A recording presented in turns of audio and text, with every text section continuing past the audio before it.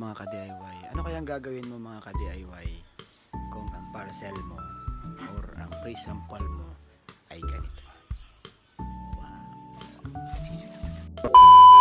So umaga-maga na nga mga ka-DIY, may tumatao po sa ating pintuan na yun pala, yung pala nga GNT no mga ka-DIY, para resibin ko pala yung mga pre-sample natin mga ka-DIY sa ating TikTok shop mga ka-DIY. So yan, napakarami daw na pre-sample na parating sa atin mga ka-DIY. Yan mga ka-DIY, ewan ko na kung ilan na pre-sample ko ngayon na dumating. Napakadami mga ka-DIY, so napakarami pong nating nireceive. So thank you sa mga seller po na nagbigay po ng ating pre-sample. Ito palang pre-sample natin, ito pala yung mga solar setup na i-set up natin para po ibenta natin, at sabi po ni boss at para marami daw pong makakita ng mga pre-sample o mga sample po nila na pwede po nilang i-avail sa ating yellow basket sa ating seller. Tuwang-tuwa ako dyan mga ka-DIY, kaya yan ang ginawa ko, nag-picture na lang ako para kahit papaano ay meron pong testimony mga ka-DIY. Napakadami talaga mga ka-DIY, God bless sa akin mga. So yan, dali-dali ko na nga pinunta doon sa loob ng bahay para mabuksan na isa-isa yan mga ka-DIY. So yan, buksan na natin yan. Mga ka-DIY,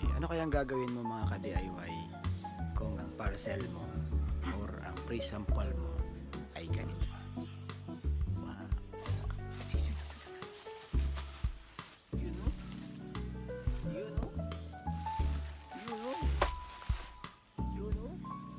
Yeah, thank you for watching mga ka-DIY. Bye-bye!